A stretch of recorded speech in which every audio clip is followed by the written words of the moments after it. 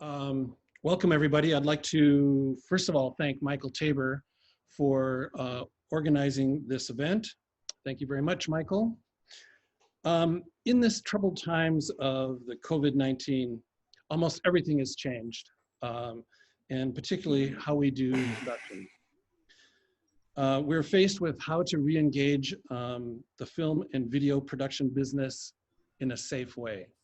And we've put together a group of people that will be able to address some of the questions. And if people have questions, Melody, how do they do that? So you will see, you have the option, there's a Q&A function on Zoom, and that's what we'll be using. You can submit your questions at any point. I'll be tracking those and passing those on to Kirk as needed. And so what I would like to do is to introduce our panelists. I'll start with me, Kirk Hokanson, executive producer of Code Blue Films. I'd like to introduce Charlotte Aris, who's Charlotte Aris Locations, location scout and manager.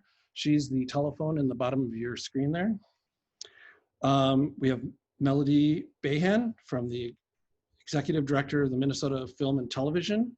We have Betsy Bangs, a COVID coordinator, physician's assistant / physician's assistant. We have John Borchardt, who's Cole McVoy, director of broadcast. We have Brian Shelley, DGA assistant director. We have Brian Simpson of IATSE 490 business agent. And we have Mitch Thompson, Cinequip studio manager and the nicest guy on the planet. So with that, what I would like to Peter. Oh, sorry, Peter. Peter Moore from After SAG Twin Cities. There, sorry about that. Well, with that, I would like to talk about what a COVID coordinator is, because this is going to be a position that's new to our crews, that is going to probably impact how we do productions. And I would like to just hear a few thoughts from Betsy to talk about that, and then we'll start taking questions. So Betsy, what the heck is a COVID-19 coordinator? Well, as you've brought up, it's a new position, and I'm sure it's going to be in flux a little bit. In my opinion, what it should be, and again, from my background, I'm a physician assistant, but I also worked in the film business for 20 years. I'm part of Code Blue Films with Kirk. I was an assistant director and a director too at that time. But it's the person who's on set who understands, well, in my position, the way I see it is it's someone who would go on with the production company, hopefully in prep, and also on the shoot, but in prep so that you're able to scope out the situation, make sure that the set is prepped for social distancing, masks, how the actors are going to be safe, how the crew is going to be safe, how to deal with craft services, all those sorts of things, how maybe even to help shoots, to set up the shooting board and schedule, and then on the day of the shoot to probably screen people before they come in for work at the door by using a questionnaire, if they have symptoms, by doing temperature checks, and then while being on set, again, help coordinating that people are social distancing, being safe, that schedules are staggered. Also just an idea person, again, in prep where if the concept comes up, if you have a concept that hopefully they would be in on that too, to just say, maybe this is a way to safely shoot this. Again, it's sort of an open question, and but we're there to facilitate keeping people safe.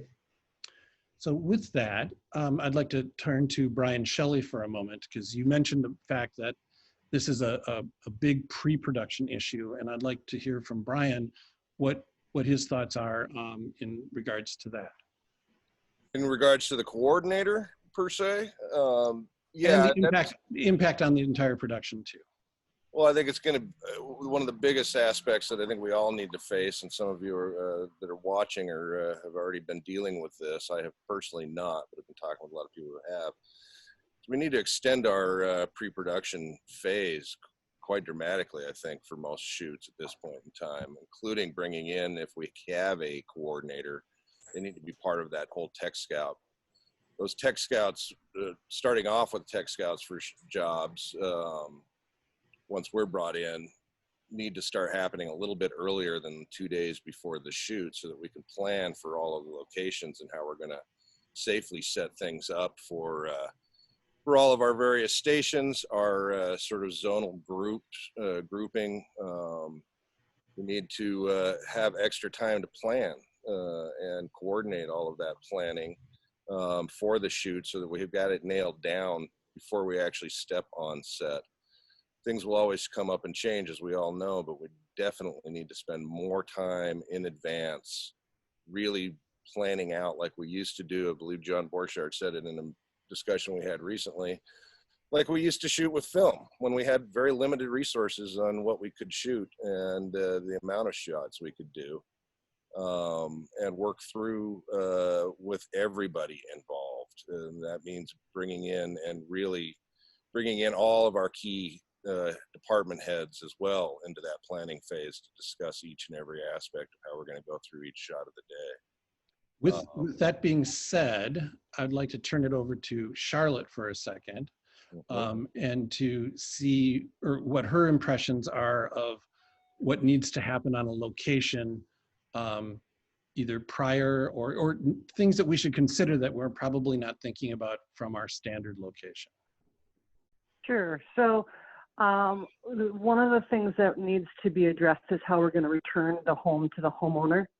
And that means sanitizing it after we wrap. We'd want to send in a professional cleaning team that's using COVID-killing chemicals to fully sanitize the house from top to bottom in any of the areas that we were in, be them shooting areas or staging areas. And that the numbers roughly are estimated on, square footage and the number of spaces that we're in, but we are giving a number of anywhere between $200 and $400 per clean. You can have them clean before your crew comes in, after your crew leaves, or during. What's worked really well is to have someone wiping down surfaces for sure in the morning of prep, while locations is putting down rugs and cardboard on walls.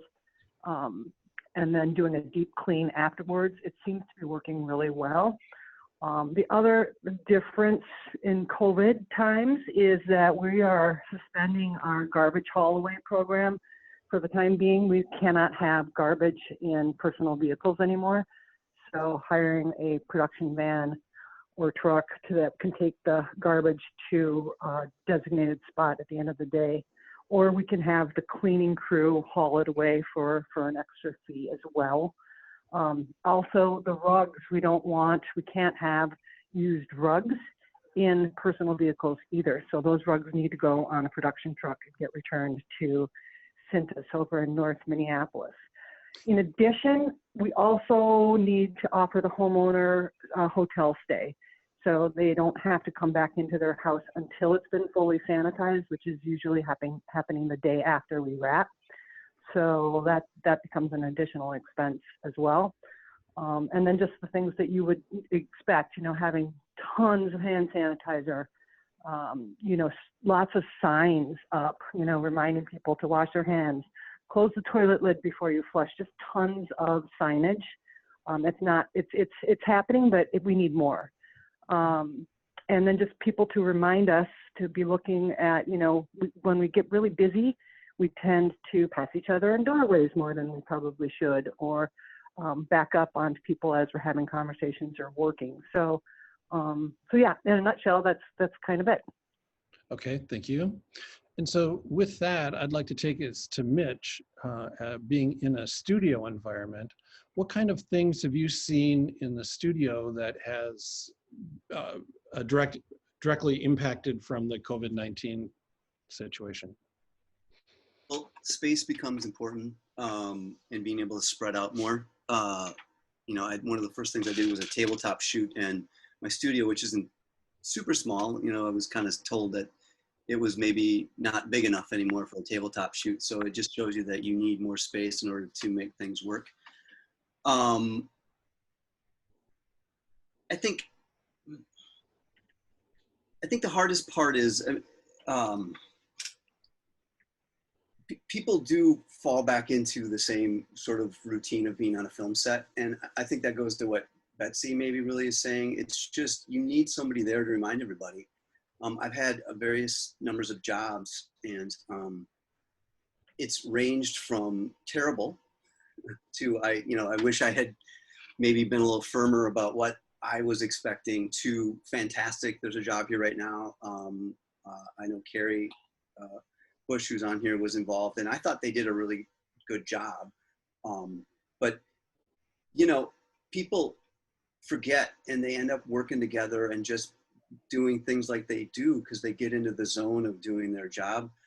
And it's hard. I mean, the process is hard. I mean, and it's just also very, it's just kind of there as part of what's going on. I don't know how to explain it. It's a bit surreal, I guess, is what I would say. It's like people that you've known for decades, suddenly you're kind of like, why don't you stay over there and stuff. So in terms of other logistical stuff with it, I would just say it's just the planning out the space. It's not unlike what Charlotte's saying.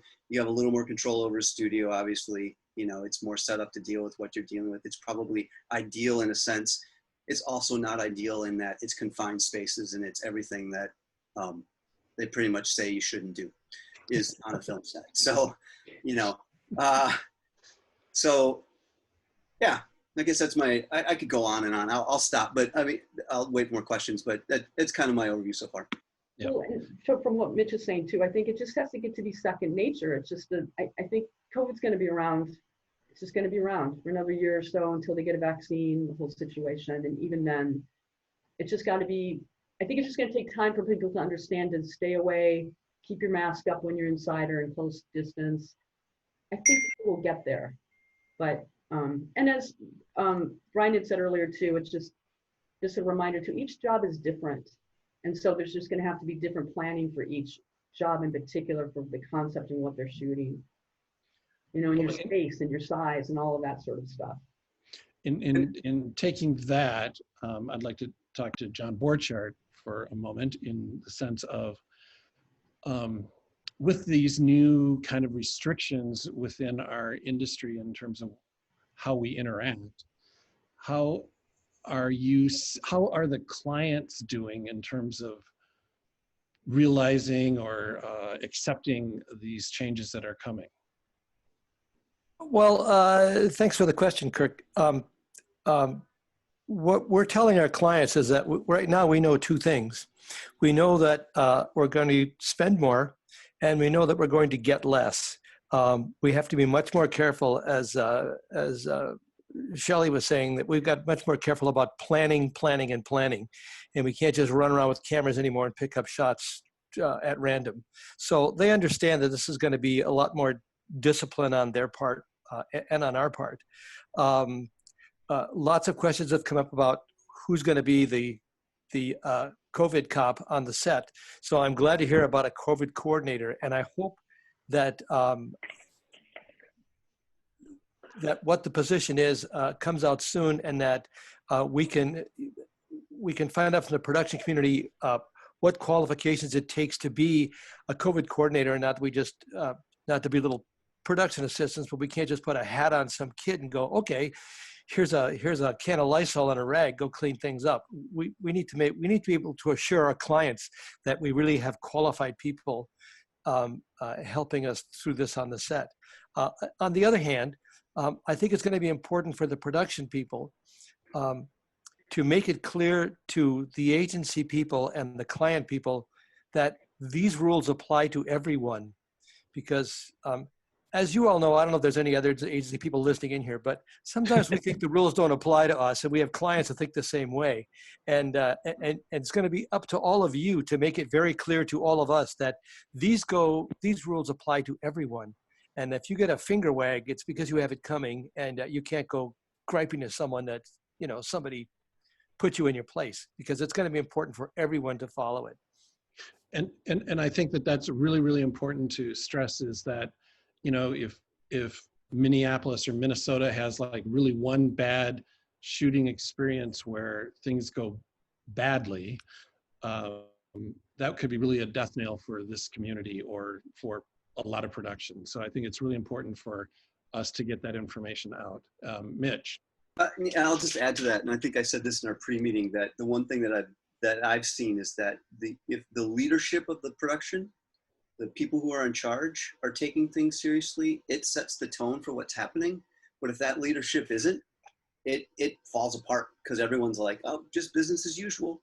So I think that is probably super important, that what John's saying is everyone's got to be in on it, especially if they look like they're in charge. So that's my take. I've seen it actually play out that way, where the people who were in charge weren't really taking it serious, and that it fell apart. So I'd like to take that over. Good segue to Peter Moore. I would like to ask you in regards to the talent on the set. What are your feelings or thoughts about how this is going to impact what we do or what we can do? Oh, you're muted. I'm sorry. You're still muted. There we go. Yeah. Okay. For starters, I think the talent has to understand that, quite simply, they're taking a risk, because obviously they can't be filmed with masks on. And I don't think there's any way around that. I think clients might have to understand that they may need to change their concept of the commercial, the idea of having, people physically interacting. There are a lot of, how many shots have we seen of mom and dad with the kids on the bed, and the young couple kissing over the dinner table? I think those things, those will have to be rethought. But having said that, I think there's really no way around the fact that the actors will be at risk, and they have to decide for themselves whether or not they want to take that chance, because I don't see any other way around that, really. Thank you. And Mr. Brian Simpson, in regards to a lot of the crew people, have you heard concerns or things, or what are some of the issues in your neighborhood? Oh, you're muted. There you go. Are we back? Brian? Okay. There we go. Sorry about that. Yeah, I think one thing I think just to point out is there's a lot of talk about smaller crew sizes, which is a nice safety precaution, but the crew size is always dictated by the creative. So if we're hoping for the same level of product or the same size sets or the same size lighting rigs, all this stuff that we had before the pandemic, then the crew size will be either the same or even larger due to the pandemic now. So, as crew people, we can only accommodate what's, asked of us by the creatives or the schedule. So that's a big thing to think about. We can't just arbitrarily say small crew sizes across the board no matter what, because then you just can't have what you had before the pandemic. And the other thing is, Charlotte mentioned something about when we are rushed. And that's a huge concern, is that if the crew size is small and there's not enough time, people, myself included, will make very poor decisions when they're rushed. So we just have to be very mindful of that you may actually need more crew people or a lot more time to pull this off. And just to throw one more point out with the COVID coordinators, would set medics not qualify?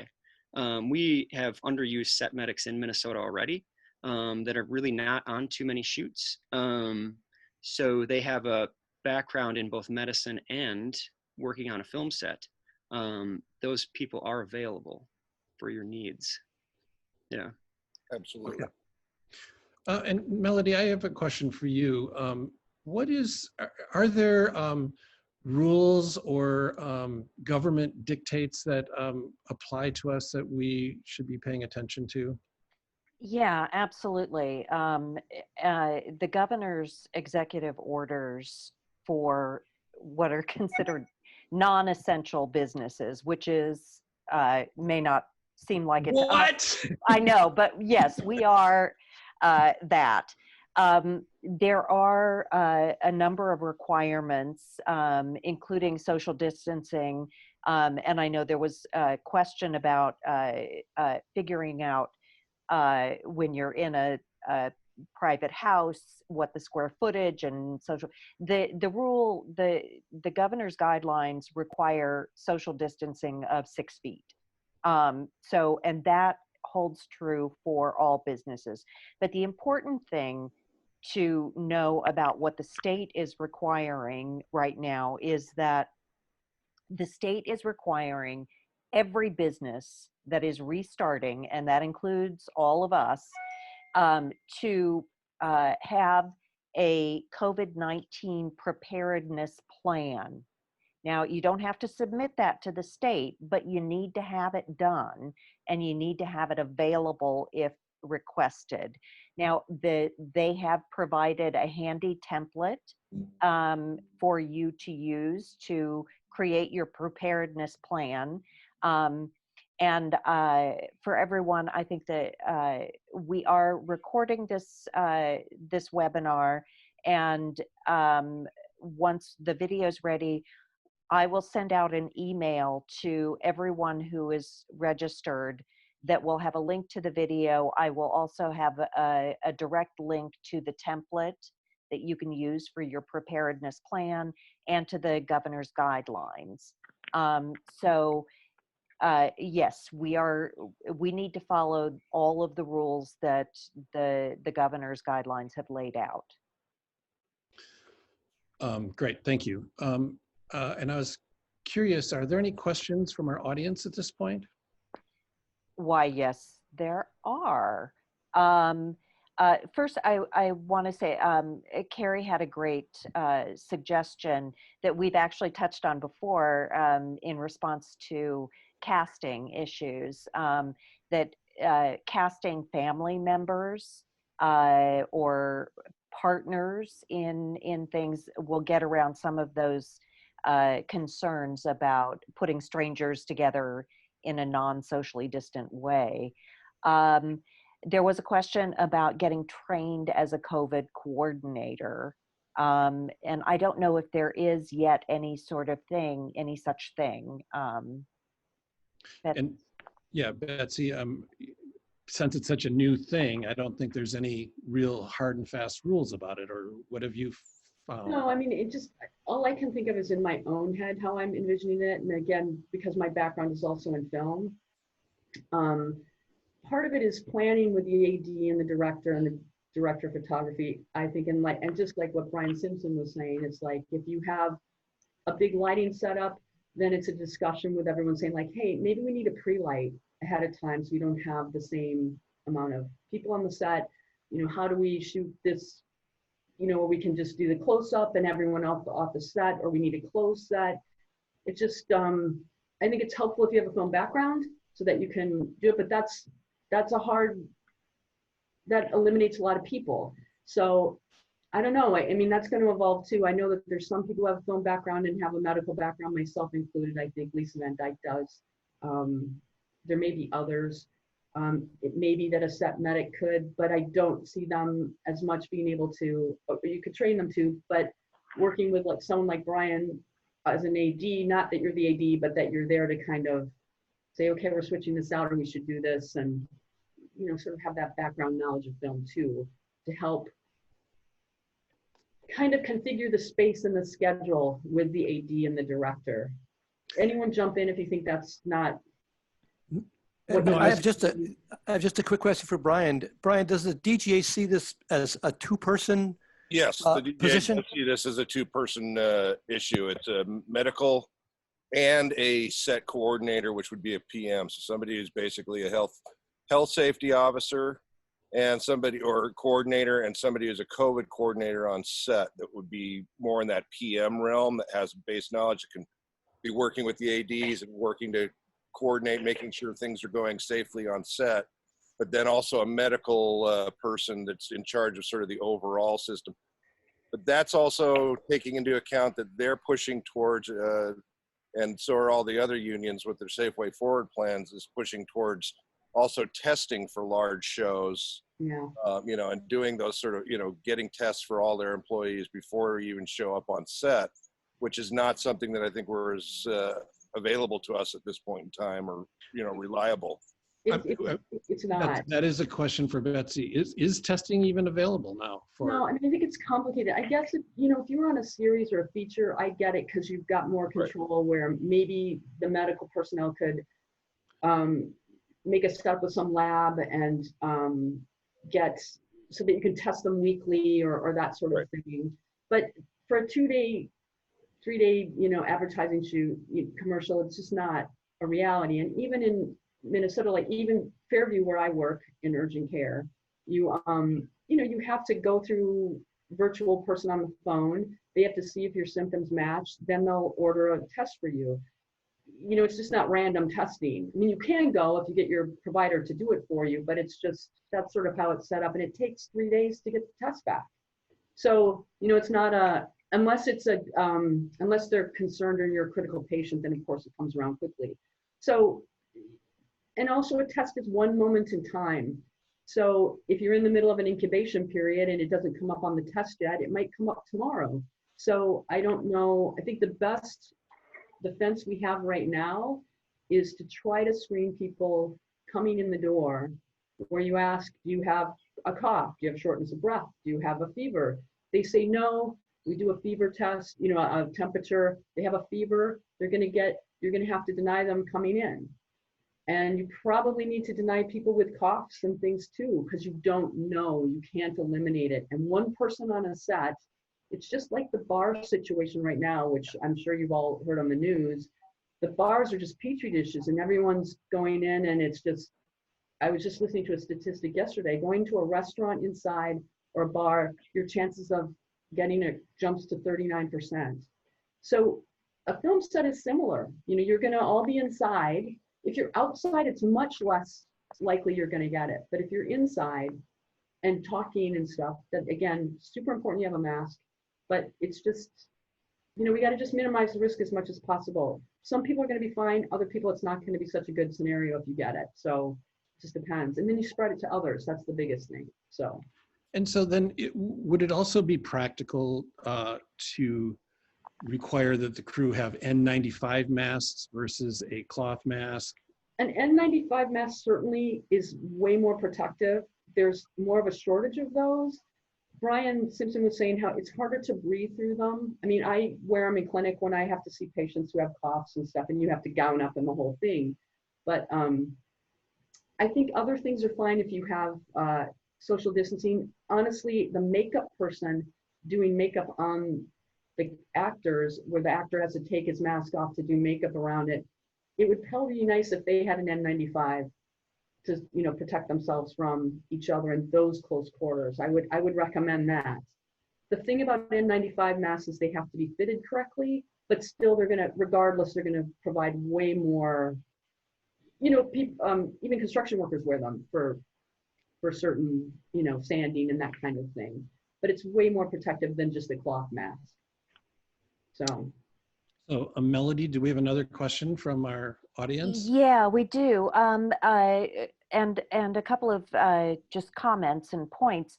A couple of people have asked about the Safe Way Forward, which is a white paper that was published a couple of weeks ago by a task force made up of representatives from all of the unions and guilds and production companies. You can find that along with all of the most current guidelines that have been published by all of the unions and guilds. On Minnesota Film and TV's website, we have a page devoted to resources for COVID-19. And again, I will send that link out when I send out the other links for folks.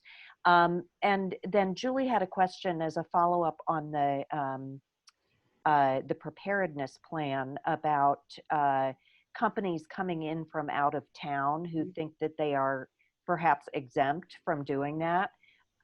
No. If you're working in Minnesota, you must have a preparedness plan. Doesn't matter where you're from. You're working in Minnesota, you need to have this plan. And then there was also the next question for someone else is there a payment plan for crew that comes forward saying they're symptomatic? That's a good question. Brian, Brian Simpson, are there any thoughts about that in terms of how do we deal with someone who calls in the night of or the day before the shoot and says, you know, I've got a cough, I'm not feeling very good. Do I need to come in and get my temperature checked in order to be released, or do I just pull myself off? What are some of the conversations that are happening about situations like that? There's a lot being discussed about that, but but I think more among the crew base. I think the question you should ask more is, why would a crew member self-report if they are supposed to be just released with no pay? If a crew member came in and got sent home, that would probably give them more of a case to get paid, like some kind of a cancellation fee. So if we don't have kind of a plan for that, why would somebody self-report? That's the scary part about it. And then the other thing. What? Sorry, go ahead. No, I'm hoping that that we can come up. I mean, there's a lot of things that. I mean, I think that by putting something in in the budgeting stage, if you were to budget a contingency fund at the bottom of your budget, just some extra money set aside that hopefully you don't have to use. But if a crew member were to self-report, that we could keep the set safe by paying them to not come in. That's the only way to do it. And then what about having some sort of situation where we would have one or two people that are on a kind of a standby contingency basis. So we've got a big shoot, we've got a lot of people, and we've got a lot of setups.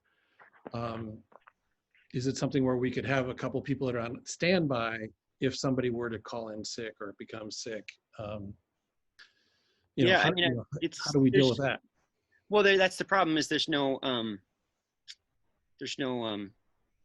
I think the thing that people would care most about is at what rate do you pay those people, and at what rate do you pay sick pay, stuff like that. At what temperature does someone get turned away from a set? Those kind of things are kind of the big elephant in the room. It's easy to say, like, we're going to do screenings, but what if somebody has a 99.4 or something like that? Like, should it be 100.4? Like, what is the temperature? Well, I mean, here's from my point of view, just because I've been reading up on it. So unfortunately, COVID has some low-grade fevers, and even down to like 99.5. And I think that should be maybe it. Now, let's say they come in and they get a 99.5, and then maybe we do a different, so we use our thermometer that doesn't touch anything, and then maybe we do need another thermometer to see if that's really it, that's a little more like oral for that one person that we're gonna have to disinfect and get rid of. But I think even if they have coughs, if it's 99.4 and they have a cough, I think, then again, I wouldn't feel comfortable letting that person on the set that's rising up, so a normal temperature is 98.6, and actually they're starting to drop normal temperatures to 90. Most people have 97 point something. So, I people with pneumonia with 99.8. So you know what I mean? Those things are all. I just think, like, if we get into using 99.4, that's less than 1 degree over normal.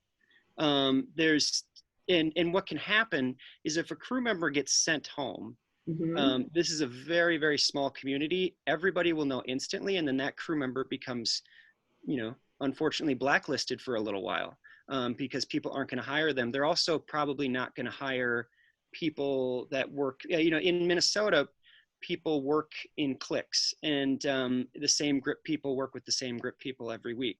And if one of those grips gets sent home with a 99.4, people are going to discriminate against the other grips that work with them. So keeping it that low is scary. I mean, that's what I'm worried about. Like if it's, well, here's my question here's my concern. My concern is not letting COVID on the set. So 99.4, if they have a cough, is a little more suspicious. Now 99.4, do you let them on? If they're not let in the door, then they're not infecting the other people. And you're right, then maybe they need to go and get a test. I think part of the protocol might be maybe you now need to go get a COVID test from your healthcare provider. I'm just throwing these out. I'm just, this is the discussion here. Right. I don't think you can risk getting 10 people on a set sick with COVID. Then you've wrecked your entire, thing. And honestly, 1 degree is a lot in, for most people are, like I said, 98.6, that's normal. Yes, you could be 99.2, and then that would be something you'd want to watch that person and maybe take another temperature during the day. Because if that's trending upward, then that's a problem. So those are things to, again, where a medical provider might be more valuable on the set than just the PA doing those things. So just the PA meaning production assistant versus physician assistant. So, that gets complicated. Yeah. I mean, I'm just saying, like, I think you've got to be really careful here because you're in a situation where everybody is in close quarters, and as much as we want to social distance, as Charlotte has said, sometimes you're in somebody's house, and you've got actors who have to take their mask off. I just think you have to be really careful, and people have to understand it's the COVID era, and that might happen, and you might get turned away at the door. And then into Kirk's message, I mean, this is just my opinion, so whatever. As Kirk was saying, I mean, maybe it's that every production has to have backup people, and that people realize that you're on second call. Maybe you can hire people for that and put them on backup so that if they don't get in the door, even though that probably won't happen much, then you can call that other person in. So what I'd like to do would be to turn to Mr. Borchardt and talk about some of the client agency production company relationships.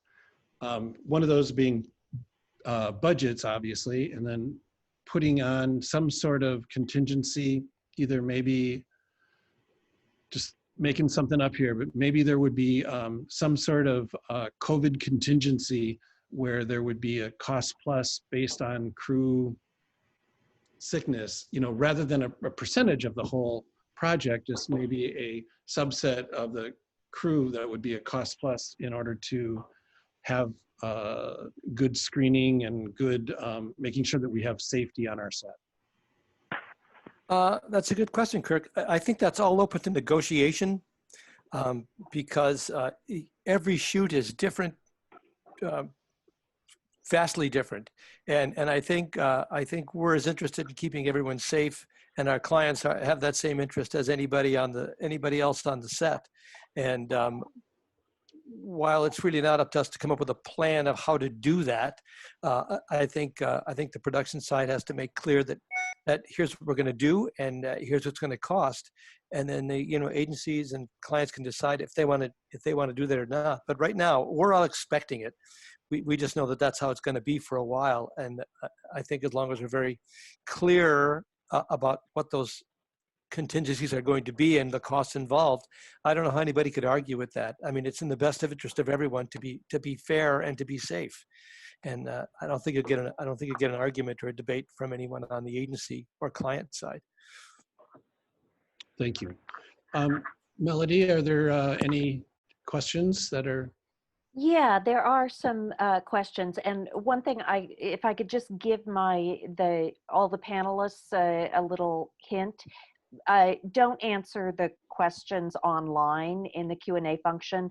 If you do that, nobody sees them except the person who asked the question. So if you want the questions to be shared, just leave them alone. So just one suggestion from Nicole. North Memorial offers drive up, no appointment, no referral needed, asymptomatic testing.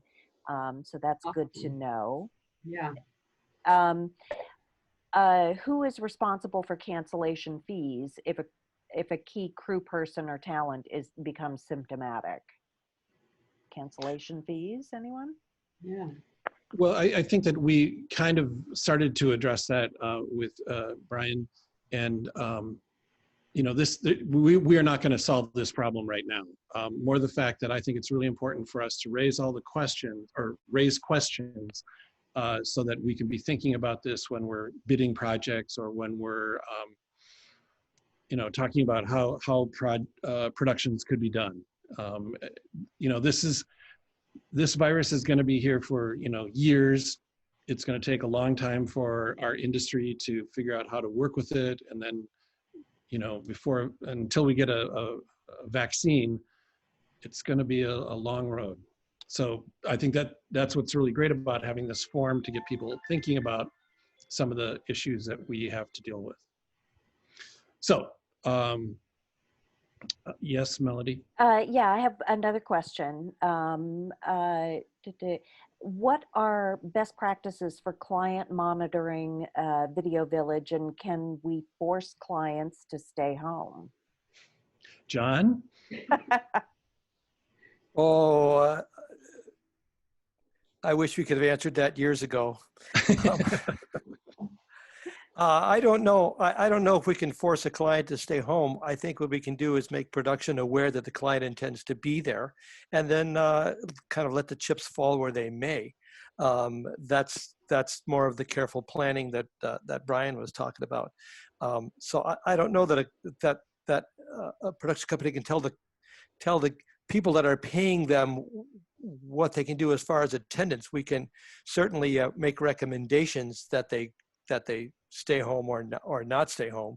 But what we can do is close the set so that they can't surprise anyone, and say they're not going to be there and all of a sudden show up. That I think that makes it pretty clear. But as far as telling a client that they can't attend the shoot they're buying, I think that might be a point of conflict. Well, now, right now we have technology that is changing very quickly in terms of being able to do remote monitoring. So we don't have the one monitor with 12 people all standing around it. Yet we know that there's still going to be a lot of close contact between possibly the director and a representative from the advertising agency. But, you know, I guess, you know, we're going to have to rely on, you know, masks and distancing as best we can. Because there are going to be people looking at a monitor, pointing and talking, because that's what we do. So let's take another question. This one is about testing. Is it best to have tests administered by an HSM prior to filming, expecting the cast and crew to do all of this on their own and hoping that they have insurance to cover it, and then hoping they don't catch it in the 48 hours between testing and shoot, is a little dicey. So how is testing going to work? Betsy? Well, again, like I think if it's just a commercial, I don't mean just a commercial, but like, you know, commercial shoot versus a feature, which is a long-term, you know, situation where people are together. It seems to me that you would test much more if it was a series or a feature or that sort of thing. For most of the stuff in Minnesota, which I believe is mostly commercial shoots and that, it's like a couple days. Again, I'm not sure that testing is as helpful beforehand. And again, I think the screening is more, I'm not saying don't test, but I think the screening beforehand is probably more valuable. I don't know, that's a discussion, you know, that's, and you're, because I think, again, the person who talked about the drive-through, I think our tests are like 110 bucks a pop. So that's, you know, that's, are people responsible for themselves? I think the screening is more upfront, because again, if you were tested 2 days ago, it doesn't mean you don't have it now. It's tough. It's a tough one. If you're there long term, you can do it weekly and see what's happening during the week, but just for a 2-day shoot or a 3-day shoot, I think it's less, going to be less value. I don't want to say totally not valuable, but it might be less accurate. And that's why I think screening at the door is important. And even that's just the first line of defense, and that's probably not even going to fully catch everyone, because some people don't have symptoms. So, and that's why social distancing and masks and stuff like that are really important. So. This is going to be quite a challenge for us, I think. Yeah. Yeah, once again, no good answers, but like you're saying, that the tests are just a moment in time, and a temperature is right now. Yeah, and symptoms, or have you been, a question should be, have you been exposed to someone who has tested positive? And if that's the case, that person should probably not be allowed either on the side. It's a bummer. I'm not trying to say that's an easy situation. It's a total bummer, but you do want everyone to be safe. And it's unfortunately just how this pandemic is going. So anyway. Okay, let's look for another question. Is anyone using a blood pulse oximeter for monitoring? Wondering about the accuracy of temperature. And so I have a couple of other questions behind that. A pulse oximeter, I mean, that's something that can be talked about to see, that measures the amount of oxygen in your blood, and you want to have a certain amount, but I'm not sure that that's, usually we can tell by people just being short of breath. And of course we use it in clinic, and it's not something that's horrible. That could be used. Like I was telling Brian Simpson, I think if we had a non-contact thermometer that's accurate, I just bought one, and I've done it with an oral temperature to make sure that they're accurate. But let's say we then have an oral thermometer is much more accurate. So it might be that we should have backup oral ones, so that if someone is close to 94 or whatever, that we use an oral, or 99.5, we use an oral thermometer too, to make sure that that's really where they're tracking. So those are just thoughts.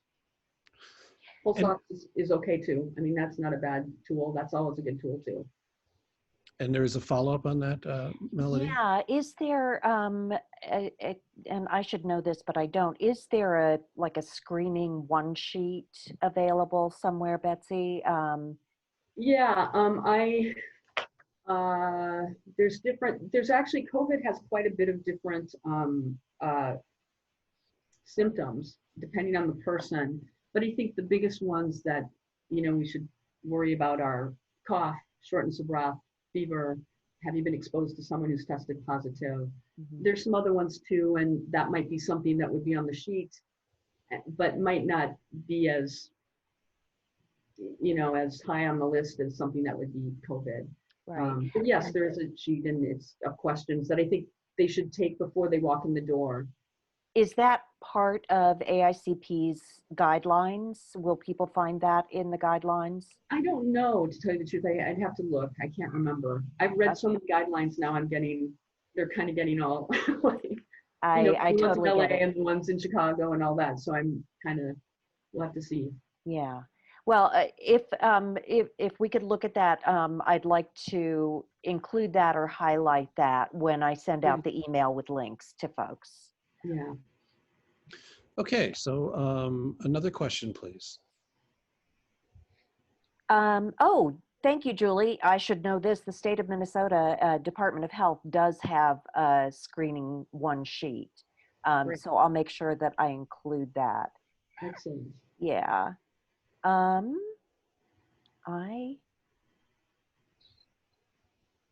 Oh, here's another just a comment and informational post. The National Set Medics have a COVID plan FAQ. which has some information about normal body temperatures when you're screening. And so I will pull that and make sure that that's included. It says we chose 99.6 as the threshold because people who take antipyretics, fever reducers such as Tylenol or ibuprofen, can reduce a fever by 2 degrees, putting the person over the 100.4 degree threshold that the CDC recommends. That's a good point, is that people before they come in should not be taking Tylenol or Advil or something before they come in, so because that can mask a fever. That will drop your fever. So if you have one, they need to be screened without any of that on board, basically. So that's a thought right now that you're bringing that up. So. One other question, is there an incubation period for cast and crew coming in from out of town? Just COVID incubation is 2 days to 14 days with an average of 5. But anyone could be, within that period of time start to be symptomatic. So it's not very, it's not like this little, unfortunately, it's like a 2-week range. But the person coming from out of town, that's a tough one. Yeah, that is. Let's try to go back to kind of some of the planning situations in terms of trying to do a production in this this time of COVID. And Brian, Brian Shelley, we kind of talked about some of the things that we need to be thinking about in pre-production. Do you want to expound on that a little bit in terms of what can be done in pre-production that's really going to be helping us in production? Well, basically, I mean, it's from all the reading, and I really do trying to keep up with all the questions and answers going on here. One of the big ones I really would just like to state right off the bat, please, everybody, it's been dished out a few times here, but take a really good look at the Safe Way Forward plan. I know we've got lots of plans. The AICP plan that we're kind of discussing right now is a bit more limited, but I think the Safe Way Forward plan is going to have a lot more to do with any union shoots that come through for any of you who might be union members or working on union shoots. As far as the planning, it's really a matter of sitting down, figuring out, as John was saying earlier too, that what the creative is, and Brian, figuring out what's needed for that creative and how much is going to need to be done on set, whether or not we need to do multiple turnarounds, bounce around a house all day long, what the locations are and what kind of movement we can make. We really do need to limit, according to all the planning, we need to limit the amount of bringing in crew people to rush through to set up a new set. It really should be bringing in art department well in advance, get that set up, have that planned, also along with the planning of how we move through a location so we can keep things moving on a more free flow base without jamming people up. Then getting art department in. Then we get them in with our main crew, light it while art department is off. Once that's lit, they get to leave. We make sure we've got everything done, and then we bring our talent in, shoot with them as limited amount of time as possible. We need to rehearse with them. Their masks are on until we're absolutely ready to roll camera. Masks off, shoot, get it, masks on, when done, move off. They move off set immediately. Then if we need to make changes, art department can come in, redress, clean up whatever props might need to be done, then back into relighting again. Now this will change on every shoot as it always does, but these are the basic sort of planning structures of how to move people in and out of set while we don't have everybody working on top of each other. Art department, lighting, grips. It's not feasible to do a really good social distancing that way, and we're not going to be able to manage a full social distancing doing this, you know, all the time anyway. We need more than one person to set up certain lights, to bring furniture in, move stuff around. But it's just a matter of planning that out, thinking about what each shot's really going to take, not just, okay, we have 25 minutes to get 3 different, you know, versions of this shot done. We need to really start planning these out. And I'm up to talking with anybody about it too, because you know, full disclosure, I have not done a shoot yet. I've just been playing with schedules of previous shoots and reading through all these, you know, plans and figuring out how to do it. And I can say it's every time I do a schedule based on previous shoots, it extends out our shoot days by a full day to, you know, half to a full day, depending on the size of the shoot and what we're doing. So I'd like to turn this to Charlotte now. And Charlotte, in terms of the locations, you briefly chatted about what things you've done in terms of cleaning and stuff, but what have you learned in regards to what makes it go smoother, or how best we could be thinking about making it go smoother on a location? So, yeah, like going back to, I think it was John that mentioned about the client. Clients tend to be the roamers in the group, and everything they touch, or every cabinet they open or door they open in the rooms that we're not supposed to go in because we've taped them off, we've got to go back in and disinfect those areas. So it's super, super important for everybody to be really firm with not just the client and the agency, but also, you know, I know people are curious when they're in a home or on a location, but we really do need to stay focused on just the areas that we're occupying and stay outside all the other time. So limiting the number of people that are inside at any one time to 10, not only to keep everybody safe, but also to make the homeowners satisfied that we are doing our due diligence so that they feel more confident letting us into their homes. If we can explain to them that we're not all over their house, versus these are the areas that we're planning to film in, we'll stick to these areas, and then we're staging outside. That's making a world of difference. And then in terms of, you know, people coming in and out of the location, being really clear about pathways, making pathways one way if possible, if there's a way to do it, like incoming goes around the kitchen island this way. If you're outgoing, go around the kitchen island that way. Making sure that we're all having eyes on each other. So if anybody's getting too close, we need to empower each other to be able to say something. If there is something going on, say for instance a communal cooler on set, people need to say something. If you see something, say something. Because we are all learning. We're all trying to get through this the best we can, and sometimes we need help. It is definitely going to be a learning process that we'll just have to adjust to. So I wanted to go to Mitch for a minute. And Mitch, I know that you just finished a couple of shoots in your studio, and are there additional things to be added to this conversation about how to make it go more smooth? Well, you know, my honest observation is you're going to have some humility. It doesn't work. I mean, all of these things fall apart, and Brian Simpson can probably attest to this. Like, it becomes a film set immediately.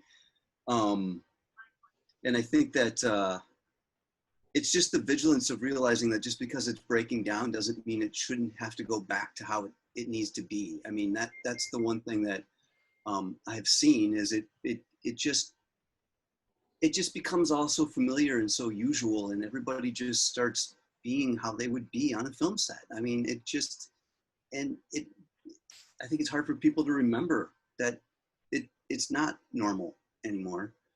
The only thing I was going to also just loop back around to when you guys were talking about the contingency fees and those kind of things, and this is not my world at all, but I guess I can just draw an analogy is that I deal every day with whether I'm going to rent somebody a piece of equipment who has insurance or doesn't have insurance.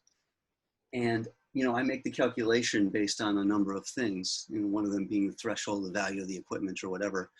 But if I were producing a job and the agency or the client isn't willing to build in those contingency fees, I think you have to pass, because I think if we just fall into this pattern that, you know, where budgets just keep getting tighter and tighter, and we don't hold the line of some sort of way to deal with that, to deal with what Brian is saying, I think we're all going to get shut down anyway. I mean, this isn't going to work out. A film set is, I can see it here. You know, every shoot that's been here, it is an incubator for everything they say not to do. So I think that a factor of somebody coming in who just is afraid, you know, freelancers are afraid, you know, I mean, they don't want to be the guy that, you know, calls in sick or doesn't show up for work or gets tagged as a thing, and it's got to be made to feel okay. I'm with Brian on that. And so anyway, again, I can ramble on because I have seen a lot of jobs. But anyway, that's what I got. And Melody, is there a question? Yeah, we do have a few more questions. Can someone talk about pre-production in terms of in-person casting sessions, casting directors, talent, and talent agents? I know we need to schedule to allow for social distance, masks, hand sanitizers, but would I need to be checking temperatures, having a question list for screening, that sort of thing? Any thoughts on casting? John, would that be something you could address? That I'm Oh, sorry. Peter, go ahead. Go ahead, Peter. Oh, I was just going to say, I don't think all of these measures, you know, as we've been saying around, all they can do is reduce the risk. And I think if at the casting, if people have filled out forms beforehand, if they come in masked, keeping distance, all of that, I don't think taking temperatures is going to be required. Because where does it stop? I mean, at what point does someone get disqualified? As I said before, and I hate to say this, but as I said before, as freelancers, we have to, I think, make the choice about whether or not we want to take the risk. And if we know that the casting director is seeing people one at a time, scheduling appointments quite a ways apart, so there are as few people in the room as possible, there's no way to completely eliminate the risk. There simply isn't. So I think if you take all of the basic measures,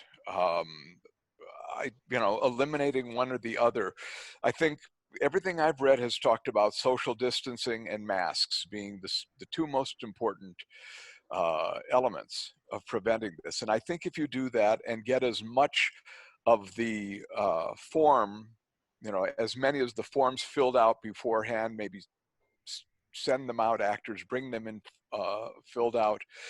I think that's all that anyone can ask of you, frankly.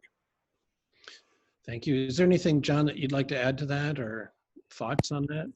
Well, Peter makes a good point. And, you know, there's just going to be risk involved. There is. You know, there's risk involved driving to a set. So this is just another level of risk. And I think it's going to be up to each individual, the production company and the casting agent and people who are going to rent their houses for locations, that everyone understands that this will be the policy for this shoot. This is how we're going to proceed. And then for those involved to accept that or not. I mean, before we do a casting, you know, I'd like to know from the cast agent, what precautions are you going to take? Okay, you know, we'll go along with that. And for everyone to know up front what rules are going to apply and what those rules are going to be, I think is the best we can do right now. There's no way to eliminate the risk. All we can do is be fully aware of it. before we're obligated to be part of it and decide, you know, if we're gonna be part of it or not. So one question that just came up, and this is a Mitch Thompson question, and that is, so do you wipe down an entire grip truck when it comes back? Well, based on the volume of business I've had time, which is I can just let it sit over there. So I don't have to hurry. You know, early on, we did stay open because we kind of were essential in that, like, we were renting prompters to the, you know, the governor, or our sales department was selling to churches or organizations like that. And most of the time what I would do is I just would let stuff sit for 3 days before I touched it. And I figured, you know, so no, that will not happen. We get that busy, I'll cross that bridge. There's some great plans out there, but of course they all cost money to spray things or do things. I'm honestly, I'm getting less and less concerned about surfaces. I think it's the, you know, video village screen or the camera screen or those kind of things. But, you know, maybe Betsy can attest to this or whatever, but it seems like if, you know, somebody drops something off or a truck 12 hours later, you know, I'm not going to be too worried about it. But when I pull the truck out and give it to the driver in the morning, I wipe it down and open the windows. So, like, if I don't want to infect them, you know. So. Betsy, any thoughts?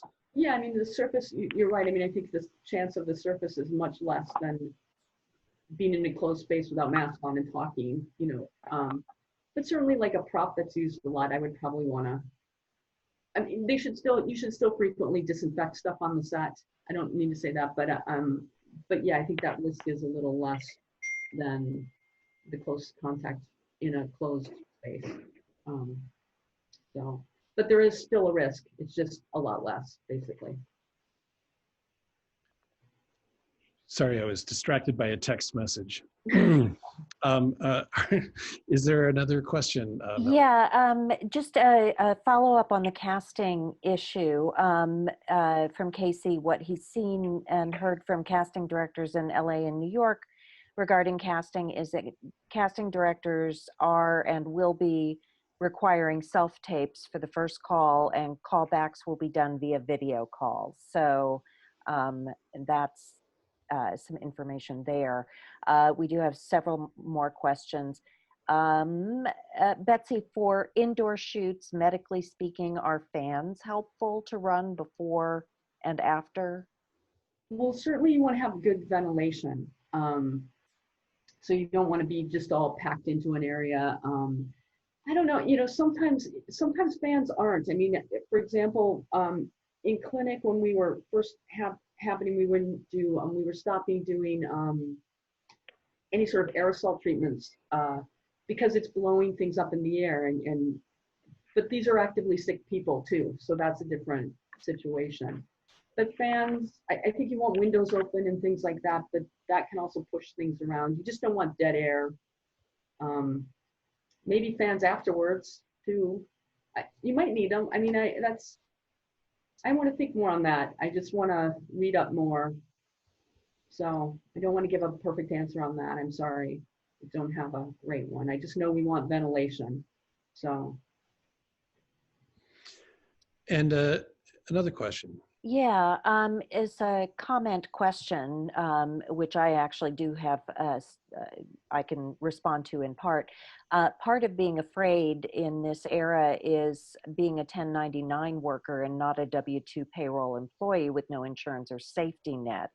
I think that is a really great point, and it's something that Minnesota Film and TV has been really concerned about and changed our guidelines to ask about that. As you may know, Minnesota did pass a wage theft law last year that really kind of enhances the rules that were already in place that have been thwarted in many cases in this industry. There's been a lot of paying people as independent contractors when they really should be W-2. So one of the things that we are doing In August, Minnesota Film and TV will be hosting for our August First Friday event on the first Friday in August at noon. It will be a Zoom event. We will be having a session specifically on labor laws in Minnesota, 1099 versus W-2. And we will have representatives from the Department of Labor to help explain this, how to categorize your employees and how to, as a worker, how to ensure that your rights are being upheld. So, but if anybody else has thoughts on that, and I do have some other questions behind that. Let's take another question. Okay, another question along those same lines. What about waivers for cast?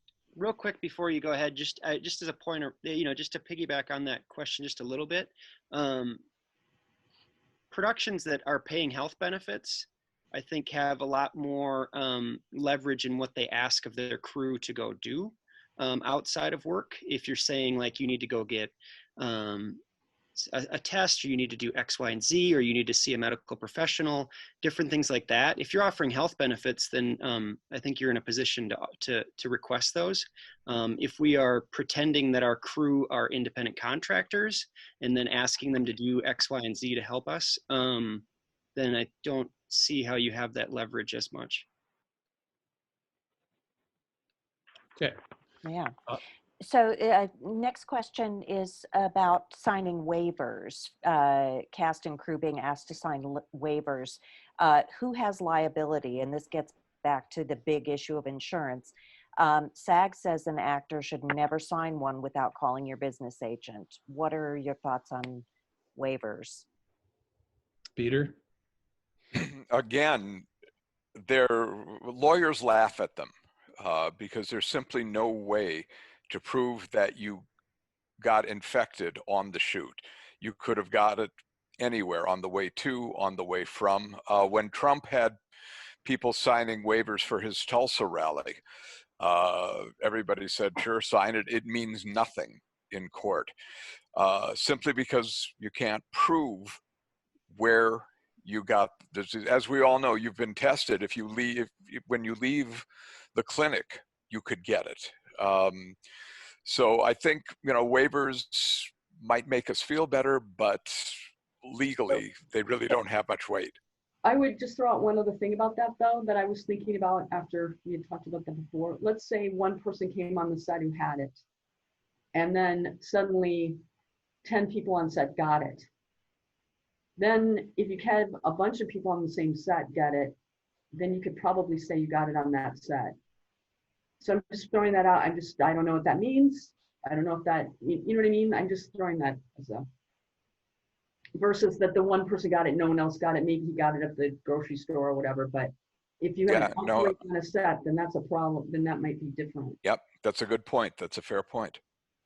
So, once again, we can only try to develop good standards or safe standards, and then try to adhere to them as best as possible. So that's what this forum is actually trying to do, is to just help us understand ways to work within this or with this virus.